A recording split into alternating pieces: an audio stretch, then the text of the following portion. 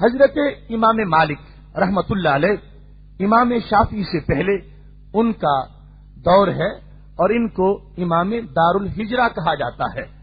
یہ مدینہ شریف دار الہجرت کے بہت بڑے امام ہیں اور آپ 95 ہجری میں پیدا ہوئے اور 179 ہجری میں آپ کا وصال ہوا. آپ بڑے لاڈ اور پیار کے ماحول میں آپ نے پرورش پائی. امام مالک رحمتullah علیہ نہایت خوبصورت اور طویل قامت والے امام تھے. رسول اکرم نور مجسم شفیع معظم صلی اللہ علیہ وسلم نے ایک موقع پر ایک حدیث کا ذکر کیا تھا اور اس کے بارے میں محدثین کا خیال ہے کہ وہ امام مالک رحمہ اللہ تعالی کے بارے میں وہ بات سچی آتی ہے جو رسول اکرم صلی اللہ علیہ وسلم نے ان کی ولادت سے کئی سال پہلے اپنے صحابہ کو سنا دی تھی. اس حدیث شریف کو جامع ترمذی میں روایت کیا گیا ہے. حدیث کا نمبر ہے 2682 اور حدیث شریف یہ ہے رسول اکرم صلی اللہ علیہ وسلم نے ارشاد فرمایا لَيَضْرِبَنَّ النَّاسُ أَكْبَادَ الْإِبِلِ فِي طَلْبِ الْعِلْمِ فَلَا يَجِدُونَ عَالِمًا مِنْ عَالَمِ الْمَدِينَةِ.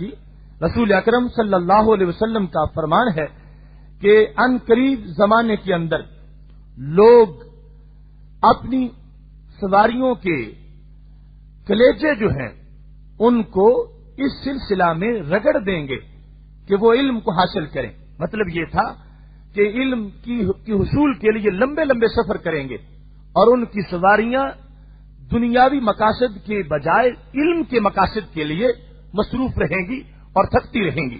رسول اکرم صلی اللہ علیہ وسلم نے فرمایا جب لوگ طلب علم کے لیے سواریاں تھکا دیں گے تو اس وقت لا یجدون عالما عالم من عالم المدینہ، ایسا وقت ہوگا کہ پوری دنیا میں اس وقت مدینہ شریف کے عالم سے بڑا کوئی عالم نظر نہیں آئے گا. مدینہ شریف کے عالم کی اس وقت فوقیت ہوگی. تو یہ مدینہ شریف کے عالم حضرت امام مالک رحمتullah علیہ ہیں کہ جن کے بارے میں نبی اکرم نور مجسم شفیع معظم صلی اللہ علیہ وآلہ وسلم نے پہلے خبر دے دی تھی. اور پھر جانیے کہ اس کے معاملے میں اب تقریباً تمام محدثین کا اتفاق ہے کہ یہ حدیث شریف امام مالک رحمتullah علیہ کے بارے میں ہے. تو اس کو امام مالک رحمتullah علیہ کے بارے میں ماننے سے پہلے دو باتیں مزید ماننا پڑیں گی. ایک تو یہ کہ رسول اکرم صلی اللہ علیہ وسلم کو یہ بھی علم تھا کل کے بارے میں کہ میری امت علم کے لحاظ سے غافل نہیں ہوگی. علم کا بڑا شوق ہوگا. علم کے حصول کے لیے لوگ گھروں سے نکلیں گے. علم کے حصول کے لیے ہزاروں میل کا سفر طے کیا جائے گا. علم کے حصول کے لیے سواریوں کے جگر پگھلا دیے جائیں گے. اور دوسرا یہ بھی ماننا پڑے گا کہ رسول اکرم صلی اللہ علیہ وسلم کو بعد کے حالات کے لحاظ سے اتنی آگہی ہے کہ جانتے ہیں کہ ہر دور کے اندر کون کون سے علماء ہوں گے اور ان میں سے بڑا عالم کون سا ہوگا. تو حضرت امام مالک رحمتullah علیہ کے بارے میں اس بشارت کو تب مانا جا سکتا ہے جب رسول اکرم صلی اللہ علیہ وسلم کے علم غیب شریف کا اقرار کر لیا جائے. تو تمام محدثین اس بات پر قائم ہیں اور یہ پہلے اقرار کرتے ہوئے کہ اللہ کے دیے ہوئے علم سے رسول اکرم صلی اللہ علیہ وسلم یہ خبر رکھتے تھے. اس واسطے حضرت امام مالک رحمتullah علیہ کے بارے میں آپ صلی اللہ علیہ وسلم نے پہلے ہی یہ خبر ارشاد فرما دی. امام مالک رحمتullah علیہ بھی اپنے عقیدے کے لحاظ سے جس طرح کے میں سب کے بارے میں ہی اور سب کے فرامین سے بھی تم کو یہ پتا چل رہا ہے کہ کیسی خوشبو ان کے عقیدہ میں موجود ہے اور یہ تمام اہل سنت کے ہی امام ہیں. آپ سے ہارون الرشید نے ایک بار فتویٰ پوچھا تھا اور یہ فتویٰ بھی سیر اعلام النبلاء کی 7ویں جلد کے صفحہ نمبر 414 پر ہے. ایک مسئلہ پوچھا.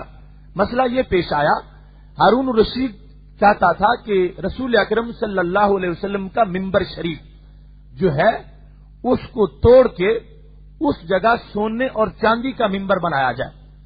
یہ اپنی طرف اس کی ایک چاہت تھی اور شوق کا اظہار کر رہا تھا کہ رسول اکرم صلی اللہ علیہ وسلم کی مسجد کا ممبر دوسری مساجد سے منفرد ہونا چاہیے. اس میں ہیرے جواہرات لگے ہونے چاہیے. یہ چاندی کا ہونا چاہیے. اس میں سونا لگا ہوا ہونا چاہیے. تو حضرت امام مالک رحمتullah علیہ سے ہارون الرشید نے جب یہ پوچھا کہ کیا ممبر نبوی جو پہلے موجود ہے وہ سیدھا سا اس کو توڑ دیا جائے اور اس کی جگہ اس طرح کا خوبصورت ممبر بنا دیا جائے، تو امام مالک رحمۃ اللہ علیہ نے بڑا بیدار مغز کردار ادا کرتے ہوئے جواب دیا، شاید آج کے وہاں کا جو حکمران طبقہ ہے انہیں بھی ایسی بصیرت میسر آ جائے جو اس وقت پوچھا گیا اور اس بات کو پھر اس پہ عمل بھی کیا گیا۔ حضرت امام مالک رحمۃ اللہ علیہ نے جواب دیا اور کہنے لگے، فلا ارا ان یحرم الناس اسرا رسول اللہ صلی اللہ علیہ وسلم، فرمانے لگے میں اس کی ہرگز اجازت نہیں دوں گا کہ رسول اکرم صلی اللہ علیہ وسلم کے ممبر کو توڑ کر یہاں کوئی اور ممبر بنایا جائے۔ وجہ کیا ہے؟ فرمانے لگے کہ یہ مسجد کسی کی ملکیت نہیں ہے اور ممبر بھی کسی ایک بادشاہ کا یہ سرمایہ نہیں ہے، یہ پوری امت کا سرمایہ ہے اور یہ رسول اکرم صلی اللہ علیہ وسلم کی آثار کا حصہ ہے اور پوری امت کی چاہتوں کا مرکز ہے۔ اگرچہ تم سونے کا بنانا چاہتے ہو مگر کروڑوں سونے اس ممبر کا مقابلہ کیسے کر سکتے ہیں کہ جس کو نبی علیہ الصلوۃ والسلام کے جسم کے ساتھ لگنے کا شرف حاصل ہوا ہو۔ تو امام مالک رحمۃ اللہ علیہ نے واضح طور پر منع کر دیا، پر میرے نزدیک یہ جائز نہیں ہے کہ لوگوں کو الناس جو موجود ہیں اور بعد میں آنے والے ہیں ان لوگوں کو محروم کر دیا جائے نبی علیہ السلام کی آثار سے۔ میں یہ جائز نہیں سمجھتا کہ جو سرکار دو عالم صلی اللہ علیہ وسلم کا چہرہ نہیں دیکھ سکے کم از کم نشانیاں تو دیکھتے رہیں، کم از کم آثار تو دیکھتے رہیں۔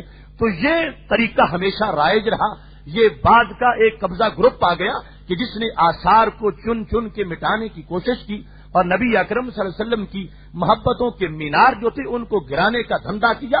ہمیشہ امت مسلمہ نے آثار کی حفاظت کی، جس طرح کہ ایک ایک مب مبارک پر پہرا دیا گیا، ایک ایک پیالے کو محفوظ رکھا گیا، سرکار دو عالم صلی اللہ علیہ وسلم کی ایک ایک کھجور کو سنبھالا گیا اور ایک ایک راستے کے قدموں کا تعین کر کے وہاں پر فکری طور پر عشق نے کئی سال تک اعتکاف کیا، وہ تمام مقامات جو تھے ان کو محفوظ رکھا گیا۔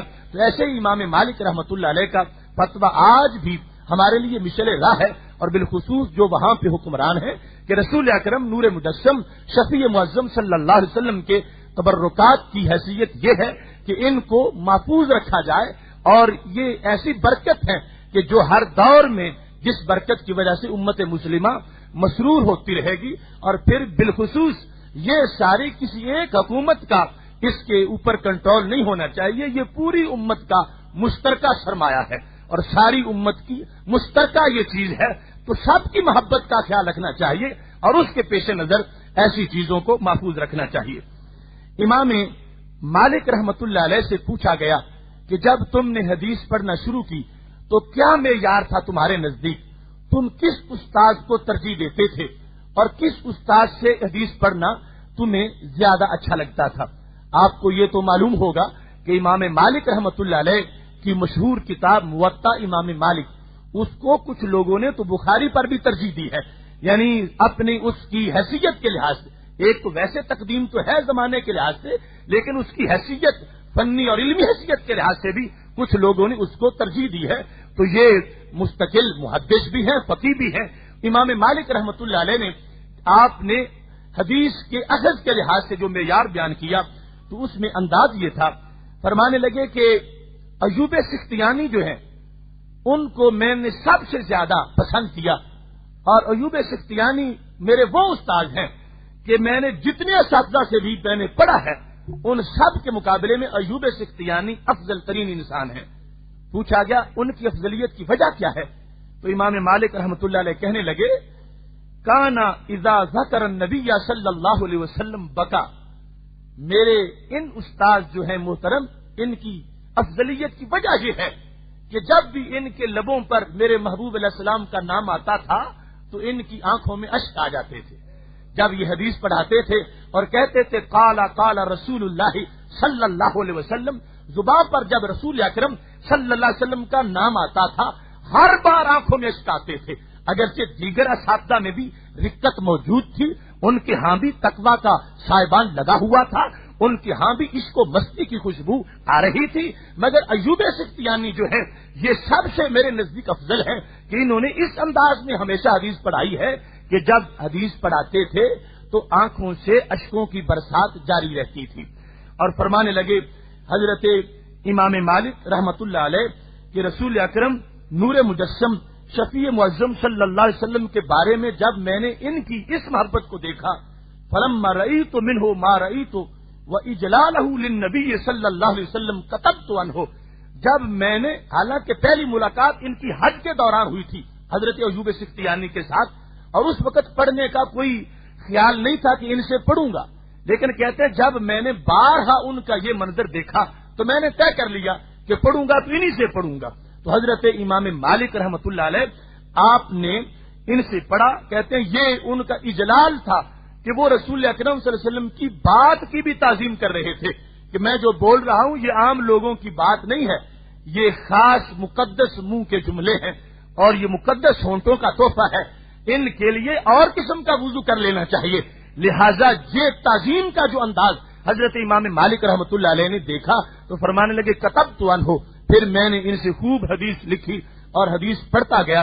یہ امام مالک جن کی استاد اس پائے کے ہیں اور شاگردی میں امام شافعی رحمت اللہ علیہ جیسے لوگ بھی داخل ہیں، انہوں نے دین متین کے لیے بھرپور خدمات انجام دی، اور بالخصوص امام دارالہجرہ ہونے کے لحاظ سے آپ کی جو مدینہ شریف کے ساتھ محبت ہے وہ ایک مستقل مضمون ہے جو گھنٹوں بیان کیا جا سکتا ہے۔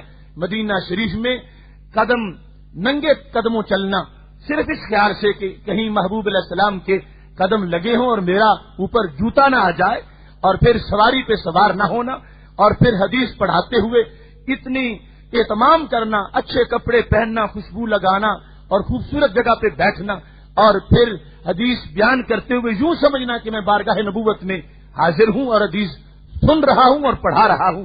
اور یہ انداز تھا جب آپ سے پوچھا گیا تھا کہ جب رسول اکرم صلی اللہ علیہ وسلم کے دربار میں حاضری دیں تو کیا چہرہ قبلہ کی طرف ہونا چاہیے یا نبی علیہ الصلوۃ والسلام کی طرف ہونا چاہیے؟ تو فرمانے لگے تعجب ہے مجھے تم یہ پوچھتے ہو کہ سلام سرکار کو کہنا ہو اور چہرہ کہیں اور تم کرنا چاہتے ہو۔ لیما تصرف وجہ کا انہو، تم اپنا چہرہ ان سے کیوں پھیرتے ہو؟ ہوا وسیلتوں کا وسیلہ تو ابھی کا آدم، جو تمہارے باپ آدم علیہ السلام کا بھی وسیلہ ہے اور تمہارا بھی وسیلہ ہے۔ جب ان کے دربار پہ حاضری دیا کرو تو چہرہ ان کی طرف کیا کرو اور ان کی طرف منہ کر کے سلام کہا کرو۔ یہ بھی آج فطور ہے وہاں پر، اس کو سب توحید سمجھتے ہیں کہ سلام کہتے وقت چہرہ قبلے کی طرف کروا دیا جائے۔ اس سے بڑی بے وفائی کیا ہو سکتی ہے جب اللہ نے یہ فرمایا ہے جاؤ کا کہ جو جان پہ ظلم کر بیٹھے تمہارے پاس آ جائے، فاستغفر اللہ واستغفر لهم الرسول، وہ اپنے گناہ کی معافی مانگے اور نبی علیہ السلام بھی سفارش کر دیں۔ اب جس سے سفارش کروانی ہو ادھر منہ کیا جاتا ہے یا ادھر پش کر کے کھڑا ہوا جاتا ہے؟ سرکار سے جب سفارش کروانی ہے اور اللہ فرما رہا ہے کہ تم اس لیے وہاں جا رہے ہو تو پھر خالق کائنات جل جلالہ کسی ایک جہت کا پابند نہیں، وہ تو ہر طرف موجود ہے۔ لہذا محبوب علیہ الصلوۃ والسلام کی طرف منہ کر کے سلام کہنا چاہیے۔ یہ وہ مسئلہ تھا اس وقت امام مالک رحمت اللہ علیہ نے فتویٰ کی زبان میں بیان فرما دیا تھا۔